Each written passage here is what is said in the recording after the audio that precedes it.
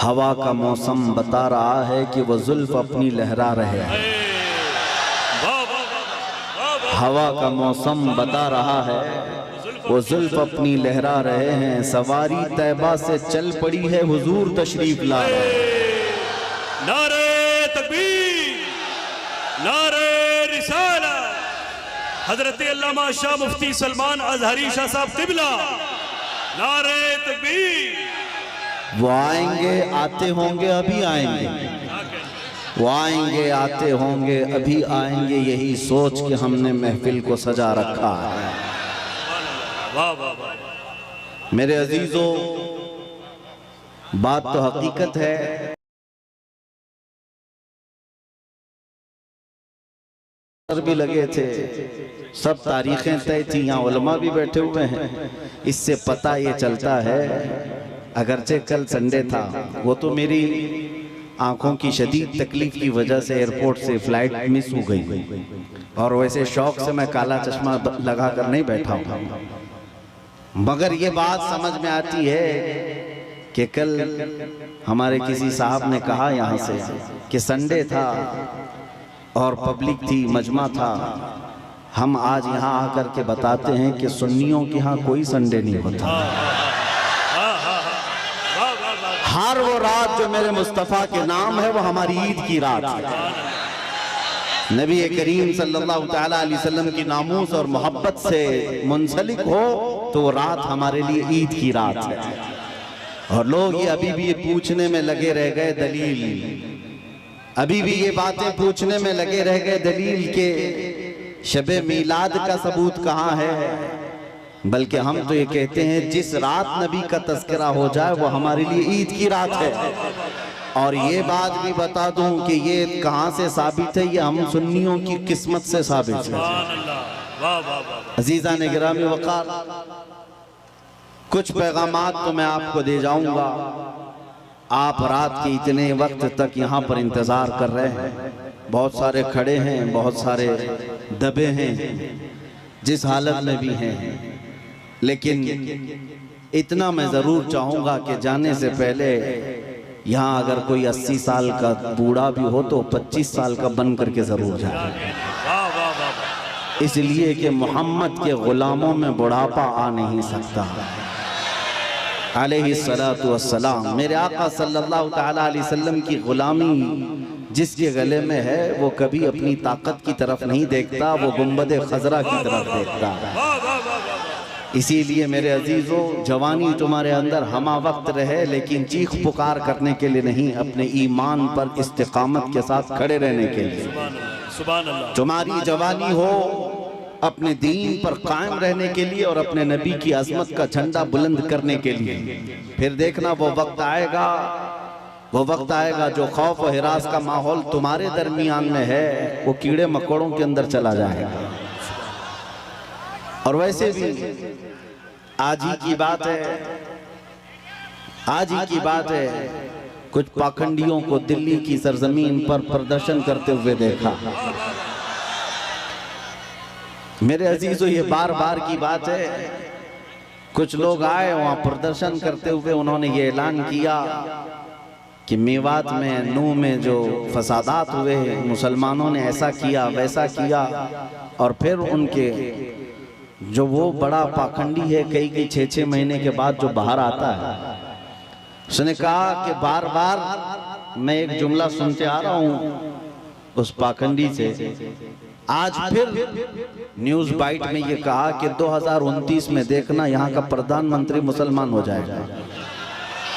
ये हमारी बात नहीं है, हमारी बात नहीं।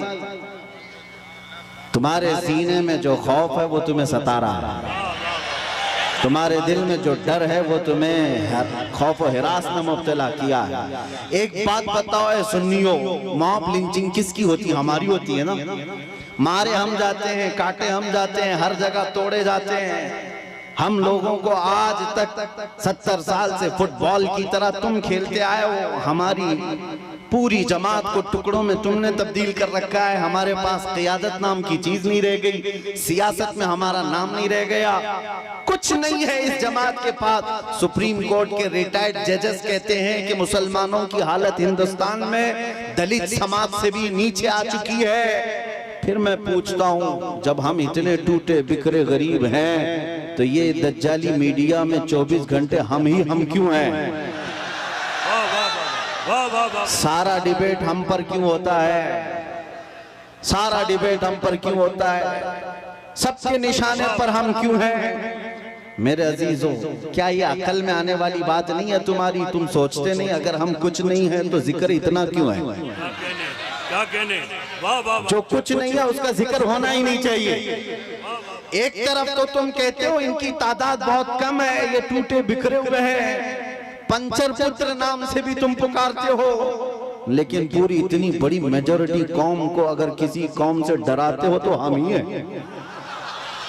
तुम्हारे पास डराने के लिए कोई और ताकत नहीं, मुसलमानों को लेकर डराते हो। मैं एक बात बताता हूं, तुम्हें नहीं पता है नौजवानों तुम्हारे पास क्या है, कुत्तों को जरूर पता है।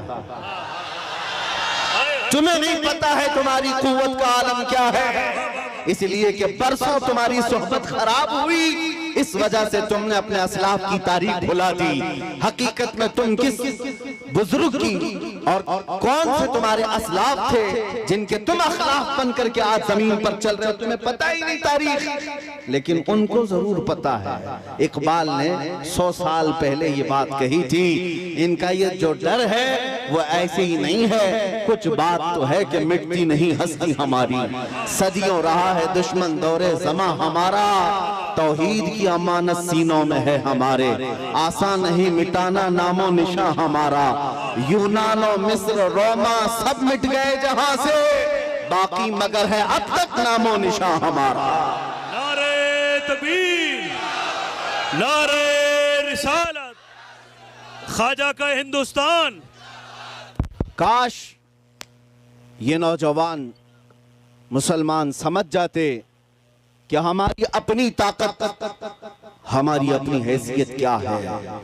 तुम्हारा एक ही तारुफ में बताता हूं, अपना किसी से इंट्रोडक्शन कराना तो इस बात से कराना जो इकबाल ने कहा था, आबरूए मां जना में मुस्तफास्त। हम सबकी इज्जत आबरू मुस्तफा के नाम से है।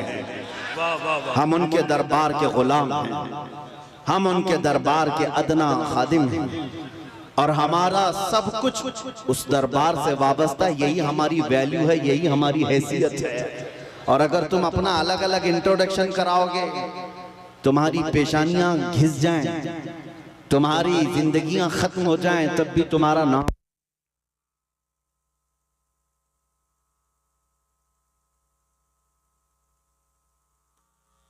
सुभान अल्लाह। अपने मुताल्लिक खुद के नाम से अगर कोई कहता है मैं अपनी जिंदगी में मेरे बाप से, मेरे चाचा से, मेरे दादा से, फलां से इतना बड़ा बन गया, वो बहुत जल्दी खत्म हो जाता है। लेकिन जो हुजूर पाक के कदमों से इज्जत पाता है वो सुबह क़यामत तक रोशन रहता है। आबरू माज़ना में मुस्तफा, हम सबकी इज्जत आबरू मुस्तफा के नाम से है। और जिस दिन तुम इस अजीम मकसद के लिए सीरियस हो गए, हसास हो गए, दूसरे मसलों को छोड़ दो, लेकिन मेरे नबी की इज्जत का मसला अहम है, उस दिन याद रखना मौला करीम भी तुम्हारी इज्जत को नीचे आने नहीं देगा। तुम उसके हबीब की इज्जत के लिए फिक्रमंद हो और मौला करीम तुम्हारी इज्जत को बुलंद करेगा। हमने देखा है 100 साल बीत गए, आज भी हमारे मजमों में आला हजरत का नाम क्यों लिया जाता है? हाँ, उनका नाम क्यों पुकारा जाता है? हर जगह इश्क मोहब्बत, इश्क मोहब्बत, आला हजरत, आला हजरत। क्यों? हम में से किसी ने देखा है उन्हें? हमारे बाप ने भी नहीं देखा होगा। जमाना बीत गया लेकिन नाम रोशन है, इसलिए कि आला हजरत ने जिंदगी भर अपने बाप के, अपने दादे के, अपने खानदान के कसीदे नहीं पढ़े, बल्कि जब भी उन्होंने जुबान खोली है तो कहा है सरवर कहूं कि मालिक व मौला कहूं तुझे। बाग़े खलील का गुले ज़ैबा कहूँ तुझे, तेरे तो वस गायबे तनाही से हैं बरी।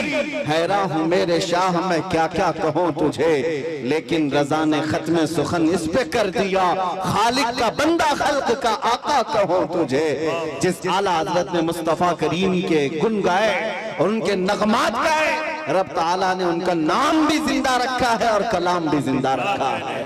एक नुक्ता मैं बार बार बताऊंगा, हम सब की इज्जत व आबरू मेरे नबी से वाबस्ता है। सुभान अल्लाह, सुभान अल्लाह। दुनिया में घूम फिर करके आ जाना, देख करके आ जाना, और जो दोपहर में हरा झंडा, शाम में नीला झंडा और रात में लाल झंडा लेकर जो घूमते हैं पार्टियों वाले, इनको भी देख लेना।